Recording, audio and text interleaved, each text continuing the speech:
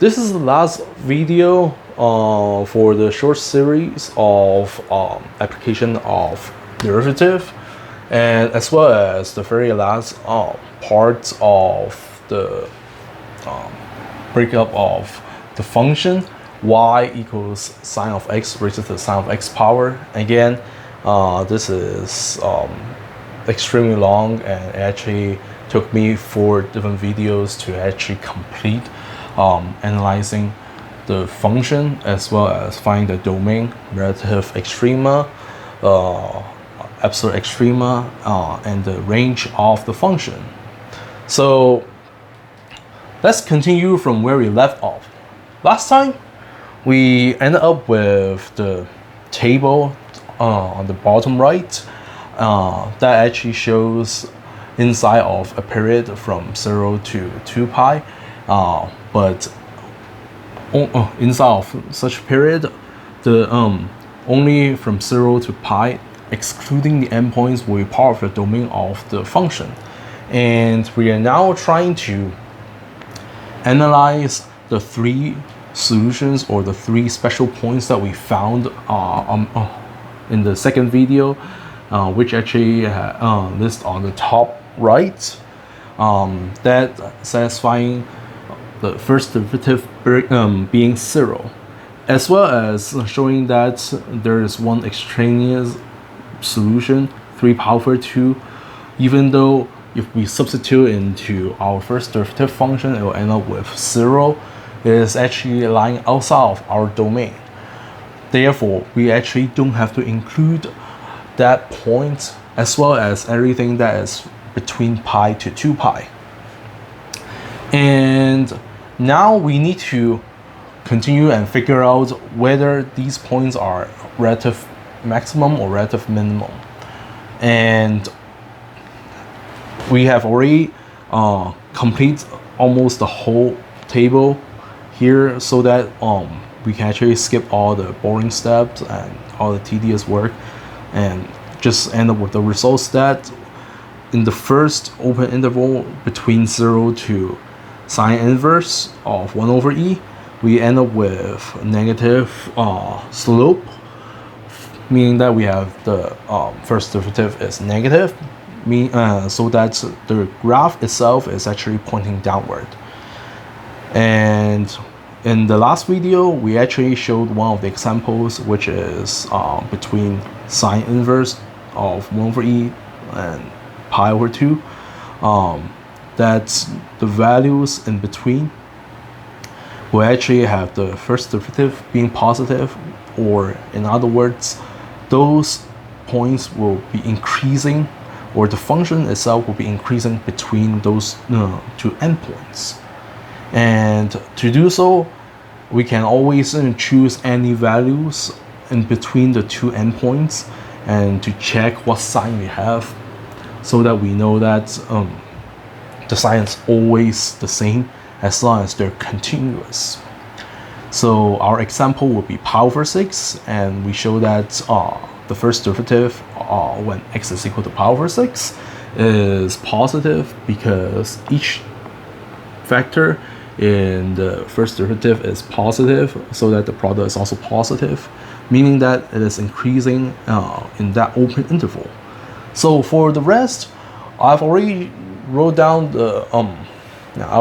down the values that I chose for each open interval, so that we will be able to quickly determine what sign we get in the first derivative, as well as the direction of the graph as it moves to the right. So such as here, between pi over 2 to pi minus sine inverse of 1 over e, we can actually choose 5 pi over 6, because we can see the symmetry here. We know that this is also symmetric, and with a similar distance from here to here. So anyway, if we choose 5 pi over 6 and substitute it into our first derivative equation, of course we always end up with the first term being positive, basically by the property of u to u power function.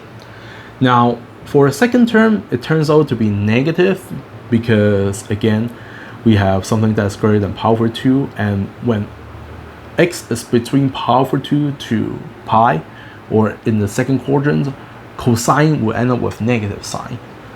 Now for the sine, since we have the symmetry here, sine of 5 pi over 6 will be the same as sine of pi over 6 by trigonometric identity.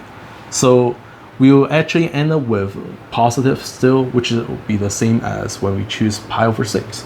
So we end up with positive times negative times positive, giving us the whole derivative is negative, or the function itself is actually decreasing. Now for the two ends, there aren't that many nice values that we can choose unless we're trying to take it with the limit.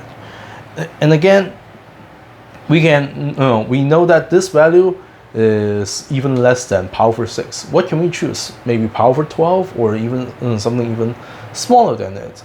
But the problem is, how can we actually tell whether the value we choose is actually smaller than it or not? It's very hard if we don't have a calculator. So we can just choose something that is almost guaranteeing that it will work. Meaning we can actually choose something that by taking the limit of some values, we'll be able to we'll still be able to determine the sign as we try to consider the limit itself. So in this case, I would choose, of course we cannot choose x equals 0 because 0 is not part of the domain, but we can choose something that is very close to 0. So in this case, we're going to take x approaching to 0 from the positive direction, so that we actually have 0 plus. Meaning, keeping in mind, it is still a positive value, but it is as close to 0 as you want. Then in this case, we will just substitute in to our first derivative function, so that we're now going to get the limit at x approaching to 0 from the positive direction to f prime of x, which is this function here. But again, since x is positive, sine of x is also positive, so that it satisfies the condition that we have a positive to a positive power, and that will still give us a positive sign for the first term. Now the second term, we have cosine of something that's very close to 0, and as we know that cosine of 0 is equal to 1, and no matter if it is from the negative side or positive side, it still satisfies. So this is gonna approach to 1 anyway. In other words, this is going to be positive as well. Last but not least, we have the third term, which is 1 plus ln of sine of x. But as x approaching to 0, no matter which direction it is from, sine of x is going to approach to 0 as well. So in this case, if we substitute this limit down here, we actually end up with negative, we actually end up with 0, but then ln of 0 will be approaching to negative infinity if we take x as a positive value, or sine of x is a positive value. And that is also a reason why we actually need to consider from the positive direction, because if we consider from negative direction, we have ln of some x value where x could be is now negative. Then we have ln of negative value, which is not going to give us any real number. But if we consider from the positive direction, we will be able to find some positive value that satisfies it. And as x approaching to 0 as close as you want, the value will decrease as quick as possible, so that when it's approaching 0 from positive direction, it's gonna go down rapidly, and we will say that the limit is going to approach to negative infinity. But that just means that the sign itself is going to be negative, and for sure this is definitely going to be less than -1, so that even if we add 1, it will still not going to change the sign. It will still be negative, such that the product here will still be negative. We have positive times negative, which is negative. Therefore, if we're going to choose any value or even if we try to take the limit as x approaching to 0 from the positive direction, the first derivative is going to be negative based on the calculation that we have. And if the first derivative is negative, it means that the original function is actually decreasing inside of this open interval. Good. So similar idea can show that y, as we choose x approaching pi from the negative direction, or when x is approaching from the left direction, we'll end up with positive first derivative as well as increasing in our graph. All right, so this is where we left off with the something extra in blue that we didn't do in the last video. So back into the question. Now we need to find out the relative extrema, meaning we need to find out the relative maximum and relative minimum. And keep in mind, this is inside of one open interval in the domain. So to find out all of them, we just need to add multiple copies of 2 pi because it is periodic. So now let's focus on these 3 special points and see what values we get, as well as what kind of relative extremum each one is. From the graph, we see that it's decreasing before sine inverse of 1 over e and is increasing after. So if we consider the graph, it was going to be like this. It's going to look something like going down and then hits this point and suddenly goes back up. So the relatively saying or locally saying, this will be the lowest point, or it will be the minimum. So this is going to be the relative minimum, or for some people they would just call it the local minimum. Either way is fine. Similarly, we can argue that this is going to give us a relative maximum because before powerful 2 the function was increasing, and after powerful 2 the function starts decreasing. So that is going to be some peak at that moment. Last but not least, we have a relative minimum for pi minus sine inverse of e, 1 over e. All right. Now we know how to fill up these 2 problems. The next question is, what values do we get? Remember, when we try to answer the problems of where the relative extrema locates, we don't only answer the location which means the x value of the points. We also need to know how high or how low that point is, meaning that we also need to write down the y value of it. So we are going to solve for y with the specific x values. Let's do it here. When x is equal to sine inverse of 1 over e, we're going to substitute to our original function, sine of x raised to the sine of x power. So now we're going to get sine of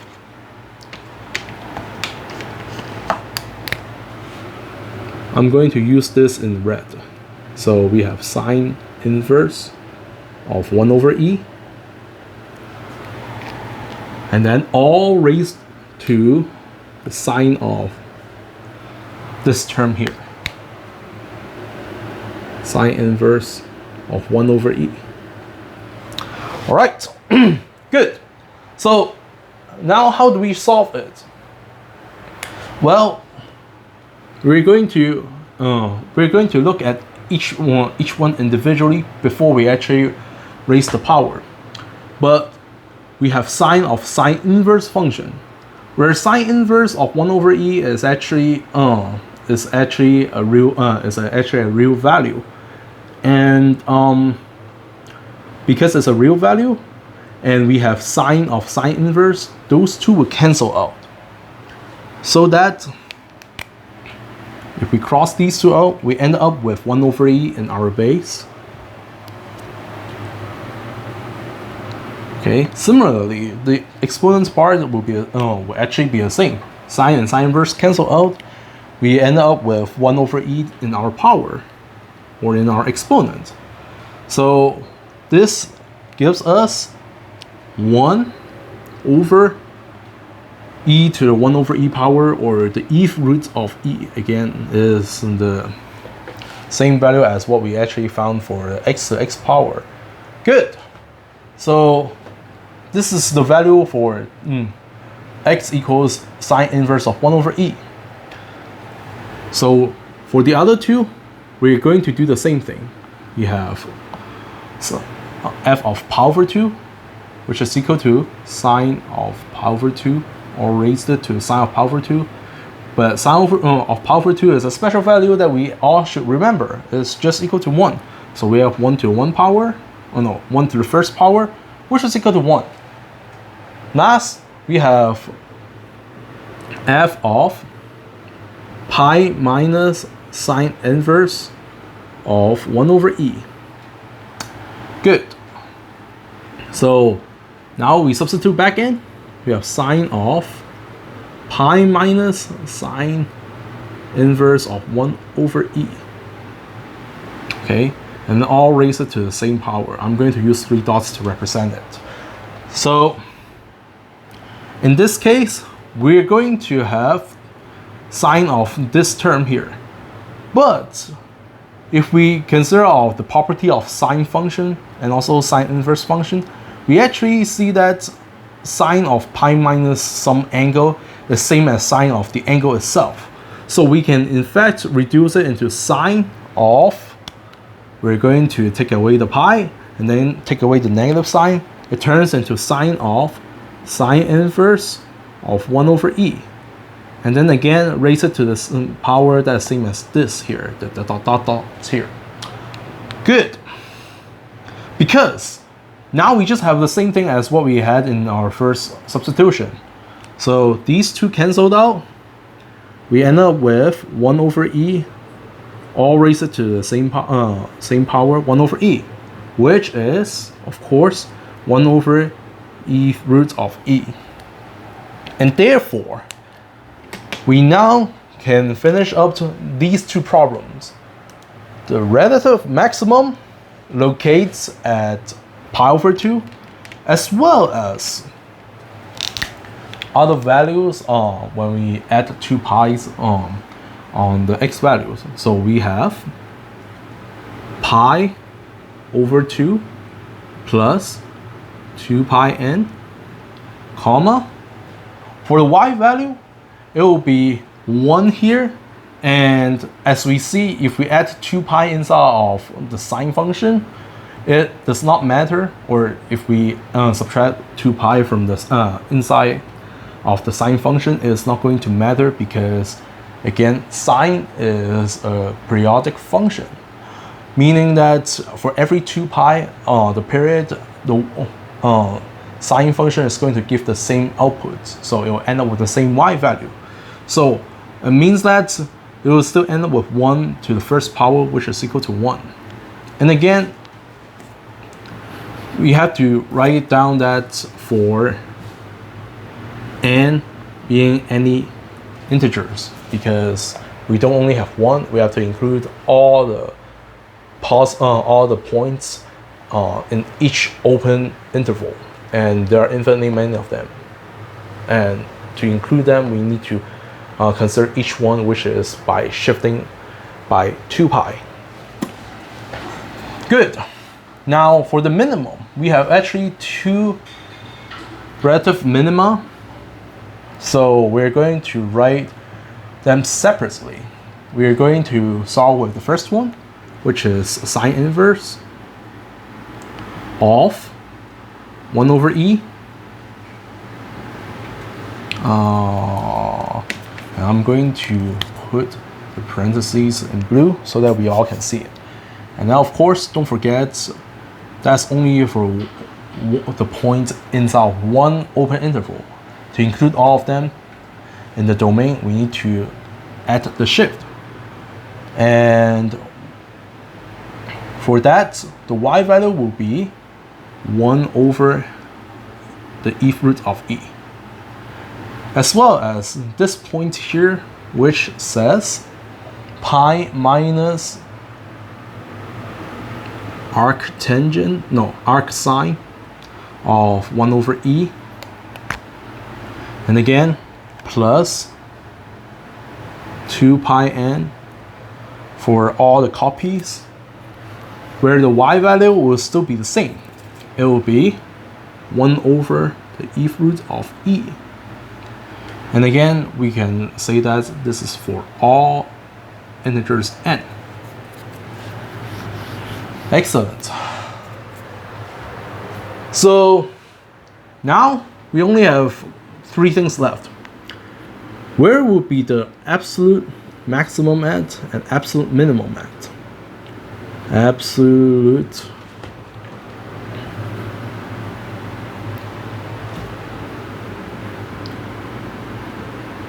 max and absolute min, as well as the last thing that we're looking for, which will be the range of the function sine of x raised to the sine of x power. So let's use our table here. In this table, there's one thing that is relatively easy or a little bit easier to find, which is the absolute minimum.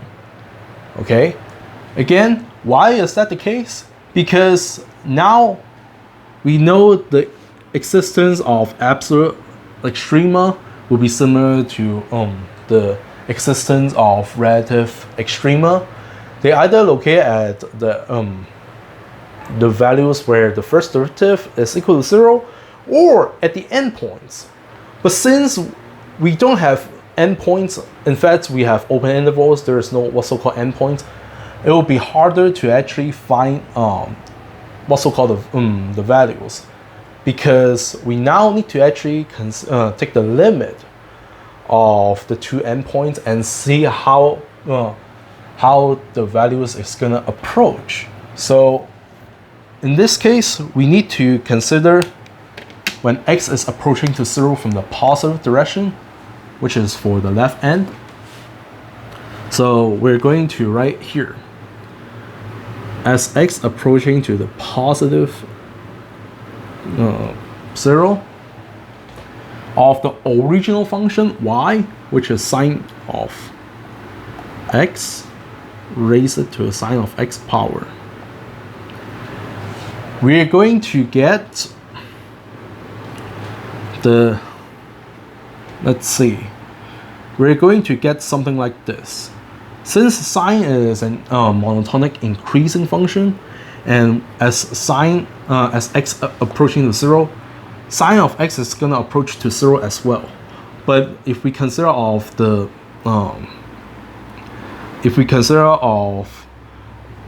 limit, since x is still a positive value, sine of x is as an increasing function, it will also be positive, even though it is very close to 0. So do not write it this way, but the idea will then be, how should I put it? The idea would then be 0 in the positive direction, raise it to 0 in the positive direction, which is still defined, okay? And as we can also write, we can also think it this way. If we are trying to take a u sub, okay, let u be equal to sine of x, then when x is approaching to positive, like it's approaching a 0 from the positive side, u is also going to approach to 0 because of the sine function, but it'll still be positive. So that as we substitute in, we have limit as u approaching to the positive direction to 0, we have u to the u power. And again, this is the limit that we have done in the first problem. So this is gonna approach to 1. Then we now have this value is gonna approach to 1. Let me right here, approach to positive 1.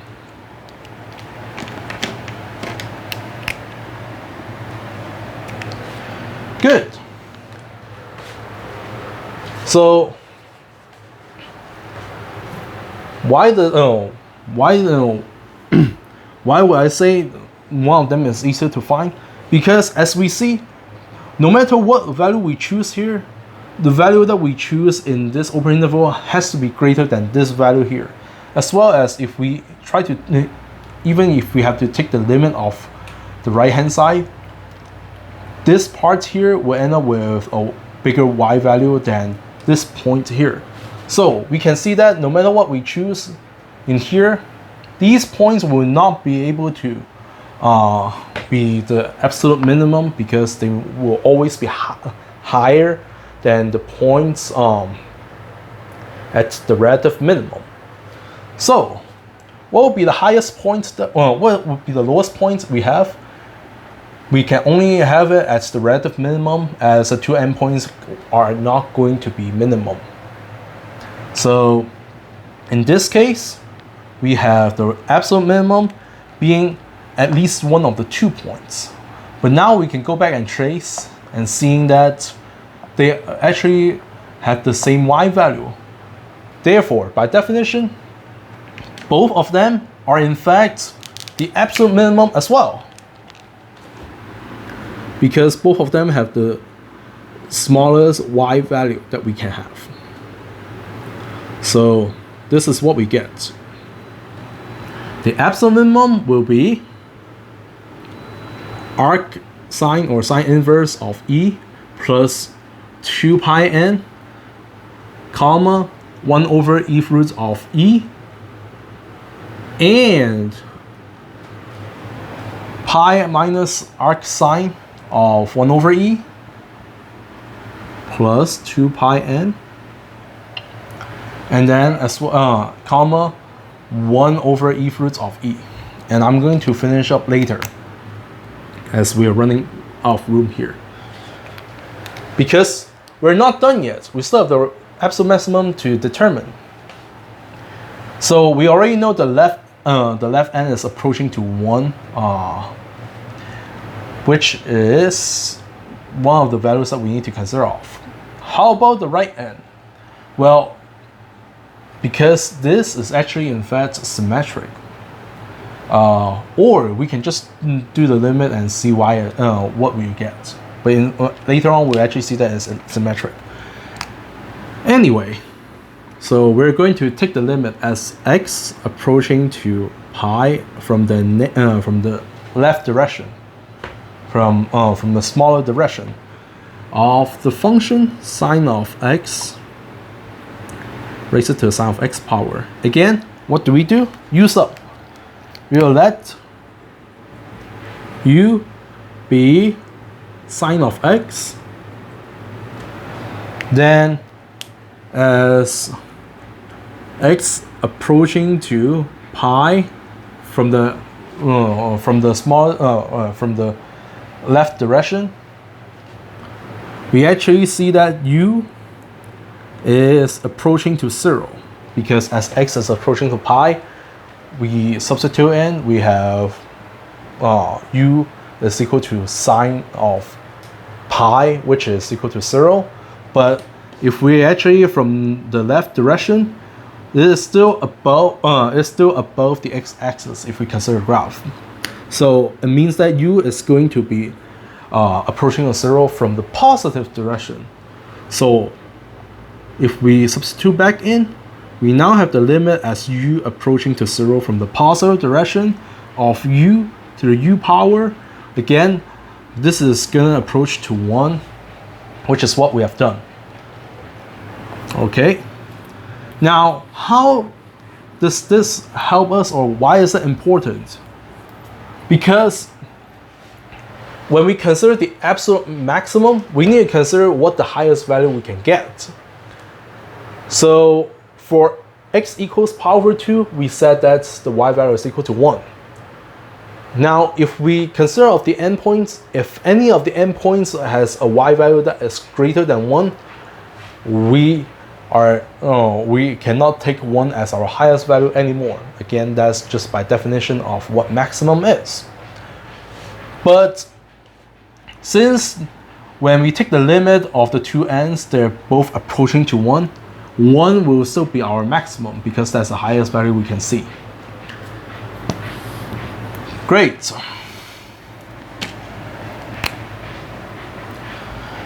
Last but not least, since we say that 1 is a maximum value that we can get, of course, x equals pi over 2 will be one of the points that we need to include. Okay. Now, here is the next question for you guys. Do we need to include the endpoints in this case? Or can we include the endpoints? No, because again, we have open intervals. The 2 points that we have, 0 and pi, are actually not inside of our domain. We cannot include them. And we cannot just choose 0 plus or pi minus, because those two are not actual values. They are not actual real numbers. They're just a limit or a symbol of the idea. So we cannot just choose any value that we want. And again, that's because as long as we choose a value that is bigger than 0, we can always have that value, and now we will get something that's even closer to 0. So this, we cannot choose any points that satisfy on the left end because there's no such end. Similar idea, we cannot choose any points on the right because there's no such right endpoints. And again, we cannot choose 0 or pi because those two are not inside of our domain already. We cannot consider those as part of our points of the graph. So in fact, the absolute maximum will just be pi over 2 plus 2 pi n comma 1 for all n integers. And again, we see that the absolute maximum is actually the same as the relative maximum, as well as the absolute minimum will be the same as a relative minimum. So we have this to be our absolute extrema. So last but not least, inside of each open interval, the function is is a continuous function. So if we have to consider of the range of the function, we just need to take the minimum and the maximum value, and then we will take everything in between as the continuous function will not skip any of the points. Therefore, our range of this function will then be from the absolute minimum 1 over e root of e all the way to the absolute maximum 1. And that is it. Last, I'm going to make a rough graph of the actual function that is approximately the same as what we will think of. So how would this look like? Again, we're going to have something like this. And we actually do not need this part either. So we will have x and y. Here will be this, like this. So let's see. Now is the time to use the values that we found from the limits. As x approaching to 0 from the positive direction, we will say that the y value is approaching to 1. So we have this point up here. And then we also have the maximum at pi over 2. So we'll have something right here. And then we need to include this point because it's part of the domain. And then for pi, as x approaching to pi from the left direction, the y value is going to approach to 1 as well, like this. Now for the minimum here, we will have this value is less than pi over 6. So I will say, roughly speaking, it will be somewhere here. And then for the y value, it will be 1 over the eve roots of e. I'll say it's just an approximation, something like this. Roots of e. So it will be something like this. And then we of course have the symmetry here, which gives us this point here. So the graph is going to look like this.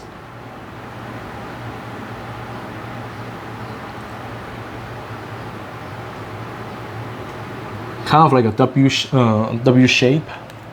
And we can just get the same graph again here.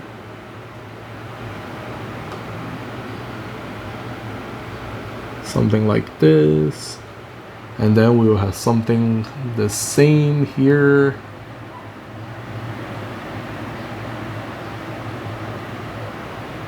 And then we have something the same here, like this. So this is how the graph will look like if we're trying to graph it out. And you can actually try to use some softwares such as Wolfram Alpha or GeoGebra to actually check the graph of this particular function. It will actually show you something like this.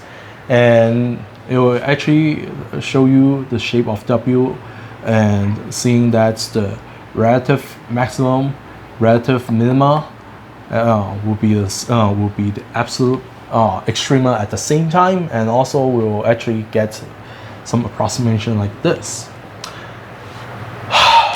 All right, that is it for this short series of application of derivative, and especially for this problem here that took me 4 videos to finish. So I hope you all enjoyed this video as well as the previous videos that actually brings us all the way down to what we have. So please don't forget to like if you actually do like this video, and don't forget to subscribe to my channel so that you can find more of my other videos. Don't forget to turn on the notification so that you will not miss any of my new videos either. Of course, if you have any ideas or any thoughts or anything that you want to talk about, especially something that is related to what we have done in this video in particular, you're always welcome to leave your comment below. And I will see you guys in the next video.